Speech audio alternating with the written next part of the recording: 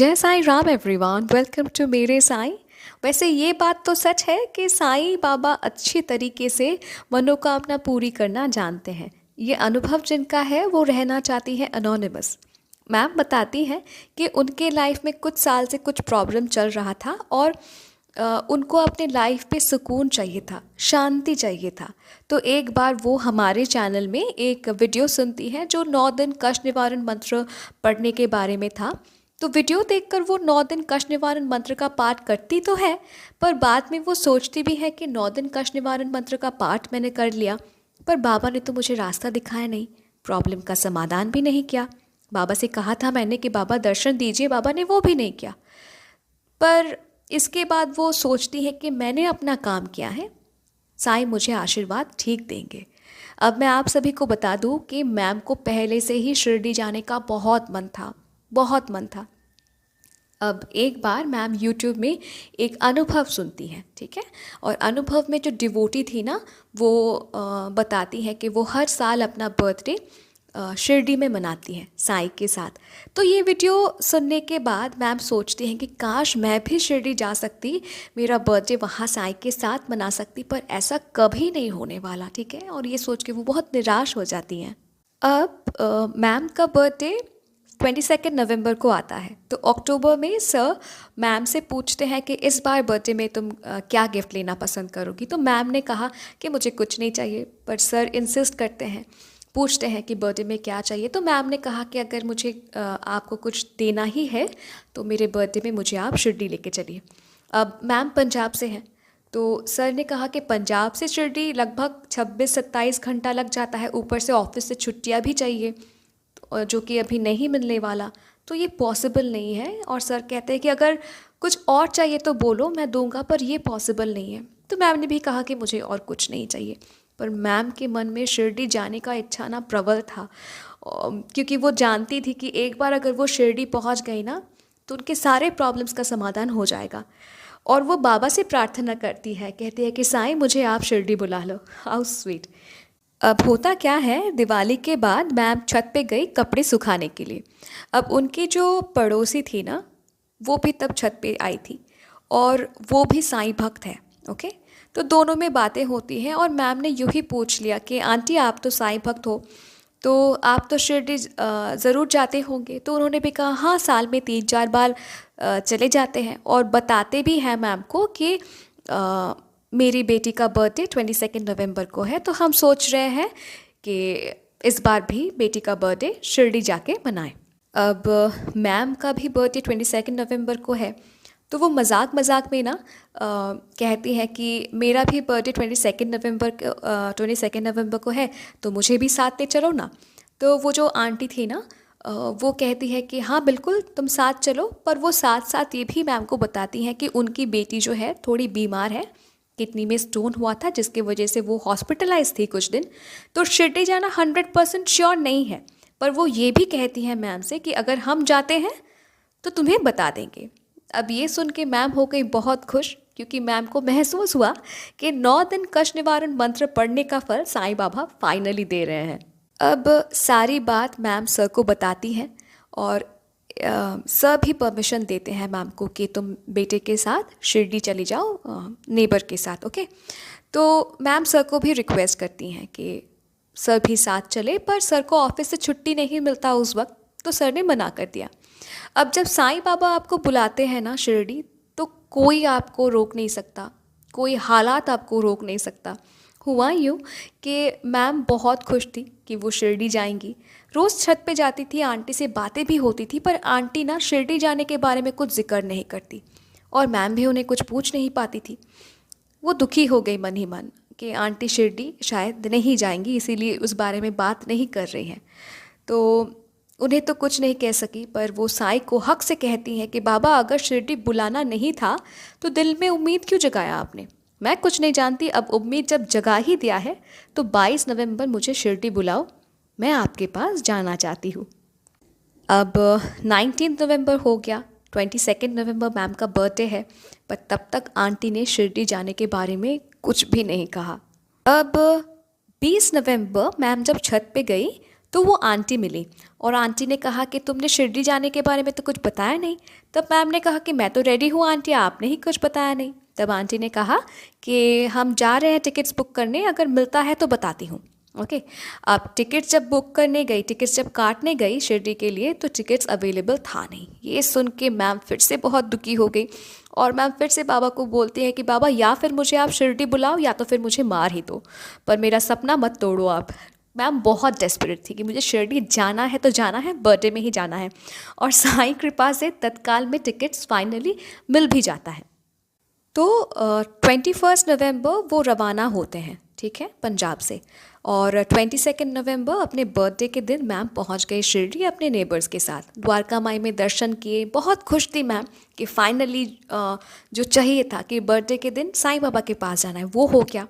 और फिर प्रसादालय में खाना भी खाती है। मैम बहुत सेटिस्फाइड थी, बहुत खुश थी, क्योंकि बाबा से उन्हें जो गिफ्ट चाहिए था बर्थडे के दिन, बाबा मुझे आपके पास आना है, बाबा ने वो गिफ्ट दे दिया था, ठीक है। पर हुआ क्या, आंटी ने कहा, मतलब उनके पड़ोसी ने तब कहा कि चलो दर्शन तो हो गया, अब हम रिटर्न टिकट्स बुक करते हैं। एक्चुअली उन लोग का 2 दिन का प्लान था।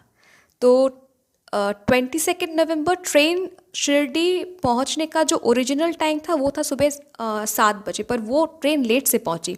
इसी कारण क्या हुआ ना कि उन लोग का स्टे थोड़ा कम गया। तो एक्चुअल प्लान था कि 22 नवंबर पहुंचेंगे और 23 तारीख को वापस लौटेंगे। और जब मतलब पहुँचे ही थे शिरडी, द्वारका माई का दर्शन हुआ, लंगर में खाना खाया, कि तभी आंटी ने कह दिया कि चलो अब वापसी का टिकट काटते हैं। और ये सुन के मैम बहुत दुखी हो गई, बहुत ज़्यादा दुखी हो गई। अब क्या हुआ ना कि मैम आंटी को हक से कह भी नहीं सकती कि मुझे नहीं जाना है वापस, थोड़ा रुकना है मुझे, वो नहीं कह सकती थी क्योंकि वो उनकी नेबर है, राइट। तो मैम साईं को कहते हैं कि बाबा सिर्फ 2 ही घंटे हुए हैं मुझे आपके पास आए, आपके साथ मुझे वक्त बिताना है, मुझे समाधि मंदिर जाना है, द्वारका माई में बैठना है, आरती देखना है, मैं ऐसे नहीं जा सकती। आप आंटी को रोको, टिकट्स किसी भी तरीके से आप कैंसिल करो, कुछ भी करो, पर मुझको अपने पास 2 दिन रख लो साईं। तो वो बाबा को बड़े प्यार से वो बाबा से प्रार्थना करती है कि बाबा कुछ भी करो पर मुझे 2 दिन एक्स्ट्रा अपने पास आप रख लो, ओके। और साईं का लीला देखिए, जब आंटी, मतलब मैम की नेबर, ठीक है, मैम उन्हें आंटी बुलाती है ना, तो जब aunty ticket return tickets book करने गई तो 23 का टिकट्स अवेलेबल था ही नहीं। तो टिकट बुक हुआ 24 नवंबर का। और इसी तरह साईं बाबा ने मैम को एक्स्ट्रा 1 दिन अपने पास रख लिया, ठीक है ना। मतलब मैम ने जो हक से मांगा, प्यार से मांगा बाबा से, बाबा ने वो गिफ्ट मैम को फिर से दे दिया कि 1 दिन एक्स्ट्रा तुम मेरे पास ही रहोगी, चिंता मत करो।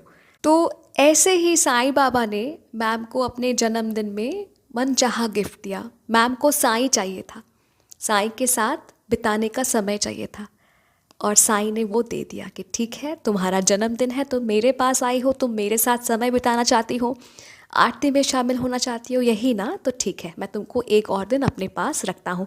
इसी के साथ साथ एक और अनुभव है मैम का रिलेटेड, ठीक है। अब मैम का ना बेटा जो है वो 4 साल का है, बच्चा है, ओके। तो जब शिरडी जाने का प्लान हुआ तो बेचारे को हो गया मम्स। अब मम्स में ना आपके ग्लैंड्स फूल जाते हैं। पहले एक साइड में स्वेलिंग आता है, ठीक है, उसे ठीक होने में 5 दिन लगता है। फिर वो जब साइड ठीक होगा तो दूसरे साइड में स्वेलिंग होगा, उसे ठीक होने में 5 दिन लगता है। और इससे ना बहुत दर्द होता है, आपका ग्लैंड फूल जाता है, बहुत स्वेलिंग हो जाती है और आप ज़्यादा ना मुँह खोल नहीं पाते, ठीक है। ये मम्स में होता है। अब शिरडी जब जाने का प्लान हुआ उसी वक्त बच्चे को हो गया मम्स।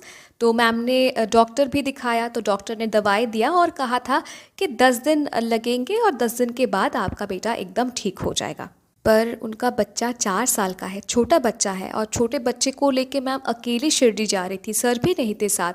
तो थोड़ी वो परेशान थी कि कैसे संभालेंगी, पर वो साईं के ऊपर छोड़ देती है। बाबा से कहते हैं कि बाबा अगर आपने मुझे बुलाया है ना तो आप ही सब संभाल लेना। तो मैम शिरडी पहुंचती है और उनका बेटा जो है ना वो साईं बाबा को बहुत मानता है। तो मैम ने कहा था अपने बेटे से कि आप साईं के पास आए हो बेटा, तो आप साईं से कहना कि बाबा मेरी नेक आप ठीक कर दो, और साईं आपको बिल्कुल ठीक कर देंगे। अब बच्चे मन के सच्चे है ना, तो बड़े साफ दिल से बहुत विश्वास के साथ वो जब द्वारका माई में गया ना, तो साईं बाबा को देखते ही उसने कहा कि साईं, आप मेरा नेक ठीक कर दो, देखो मेरा नेक कितना मोटू हो गया है, आप मेरा नेक ठीक कर दो। तो जैसे कि मैंने मेंशन किया कि साईं के वजह से, साईं की कृपा से मैं शिरडी में 2 दिन रही, 23rd एंड 24th। और 2 दिन सुबह 4 बजे वो उठती है, नंगे पैर अपने बेटे को गोद में उठाकर वो द्वारका माई जाती है और आरती में शामिल होती है। और छोटा 4 साल का बच्चा बार बार साईं से कहता है कि साईं, आप मेरा नेक ठीक कर दो, बाबा आप मुझे ठीक कर दो, मेरे नेक में दर्द है, आप मुझे ठीक कर दो। जहाँ माम्स ठीक होने में 10 दिन मैक्सिमम टाइम लगता है, वहाँ साईं के आशीर्वाद से और नन्हे से भक्त के विश्वास से मम्स 4 दिन में ठीक हो गया।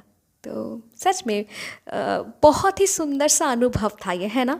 अगर आपने यहाँ तक सुना है तो प्लीज़ लाइक कीजिएगा, कमेंट कीजिएगा और शेयर कीजिएगा। मैं बार बार बोलती हूँ, अपना अनुभव शेयर कीजिए। जब आप अपना अनुभव शेयर करते हैं ना, या फिर जी जो अनुभव आप सुनते हैं, ये जब आप शेयर करते हैं ना, आप किसी को एक उम्मीद की रोशनी भेजते हैं, क्योंकि आपको पता नहीं है कि कौन सा अनुभव किसके जीवन में एक रोशनी बन के पहुंच जाए। Thank you so very much ma'am, इतना प्यारा सा अनुभव हमारे साथ शेयर करने के लिए। Thank you so very much. अगर आप भी अपना अनुभव मेरे साथ शेयर करना चाहते हैं तो आप मुझे ईमेल कर सकते हैं, इंस्टाग्राम पे डायरेक्ट मैसेज कर सकते हैं, या फिर मेरे व्हाट्सएप नंबर में भी आप मुझे मैसेज कर सकते हैं। Email ID, Instagram account ID और व्हाट्सएप नंबर तीनों ही डिस्क्रिप्शन पे दिया हुआ है। और अगर अभी तक मेरे साईं परिवार से जुड़े नहीं हैं तो जुड़ जाइए, देर किस बात का। मिलती हूँ बहुत जल्दी नए साईं अनुभव के साथ। टिल देन, जय साईं राम।